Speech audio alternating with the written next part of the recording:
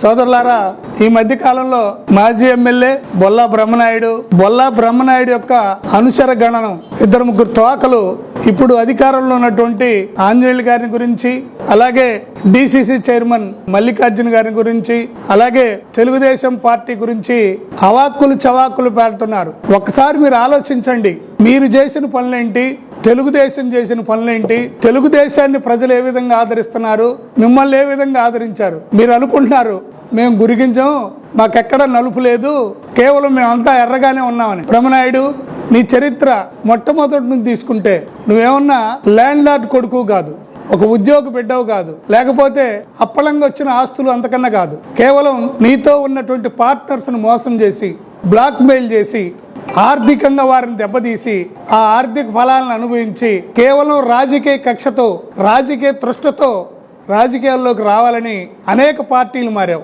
నువ్వే మారిందే 100 అయితే ఎక్కడో ఒకటో ఆరా జరిగినటువంటి మక్కెన మల్లికార్జున గురించి నువ్వు పార్టీలు మారావు అని అంటాం ఎంత దారుణమైన విషయం అంటే దెయ్యాలు వేదాలు వల్లించినట్టుంటాయి. ఎందుకంటే నీతి చెప్పేవాడికి అవినీతి లేకుండా ఉంటే పర్వాలేదు, నువ్వు అవినీతి అంతా అంధకారంలో మునిగిపోయి ఉన్నావు. అటువంటిది నువ్వు వారిని పార్టీ ఏముంది, రేపో మాపో బీజేపీకో జనసేనకో లేకపోతే ఇంకో పార్టీకో ట్రాన్స్ఫర్ కాబోతున్నావు. అటువంటి వ్యక్తివి నువ్వు ఇంకో వ్యక్తి గురించి మాట్లాడటం సరైనటువంటి విధానం కాదని నేను మనవి చేస్తున్నా. ఇంకోటి, రెండవది, 2014లో ఎంకుపాలెం కాడ నీ భూమి ఎంత, నీ భూమి ఈ రోజు ఎంత, ఆ తర్వాత నువ్వు అధికారంలోకి వచ్చిన తర్వాత దాన్ని అమ్ముకుంది ఎంత ప్రజలకు తెలియదా? నువ్వు ఏదో చిన్న చేపల చెరువుని లేకపోతే చిన్న మంచినీటి చెరువుని 30 లక్షలు పెట్టి దాన్ని కొంచెం ఎన్లార్జ్ చేసి దాన్ని ₹1 కోటి పెట్టానని మున్సిపల్ బిల్లు మార్చుకొని నేను చెరువు బాగు చేయించానని ఒక డప్పా కొట్టుకున్నావు. తర్వాత ఎమ్మెల్యే గారు ఆంజనేయులు గారు కొండ మీదకి దారిని రమారమి 1 కిలోమీటర్ నరేశారు.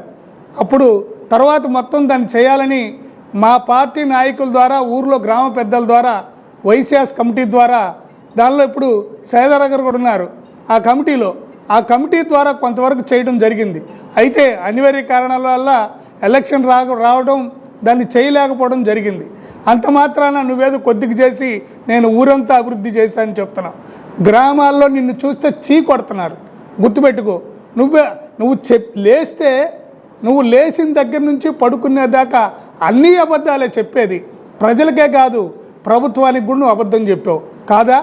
ఒక అఫిడవిట్లోనేమో నేను గ్రాడ్యుయేట్ని రాసావు, ఇంకొక అఫిడవిట్లోనేమో నేను ఏలుముద్రగాడిని అని రాసావు. అంటే నువ్వు ప్రజలను మోసం చేసింది ఒక ఎత్తు అయితే, ప్రభుత్వాన్ని మోసం చేసినటువంటి అంశం మరొక ఎత్తు.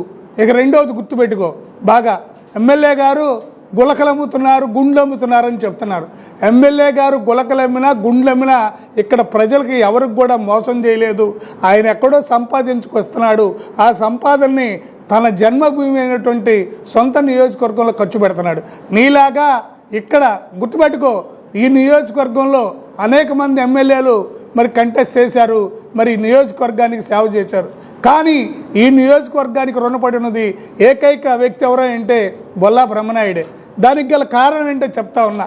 ఇక్కడ ప్రజల పాలు పోసుకొని ఆ పాలల్లో నీళ్లు కలిపి, ఆ పాలల్లో కెమికల్ కలిపి, ఆ పాలని మసిపూసి మారేడుగాయ చేసి ఎక్కువ ధనానికి అమ్ముతున్నటువంటి వ్యక్తివి ఎవరైనా ఉన్నావంటే అది బ్రహ్మనాయుడు ఒక్కడే అని మనవి చేస్తూ ఉన్నా. ఎక్కడి నుంచో వస్తుంది మనకు సంగం డైరీ.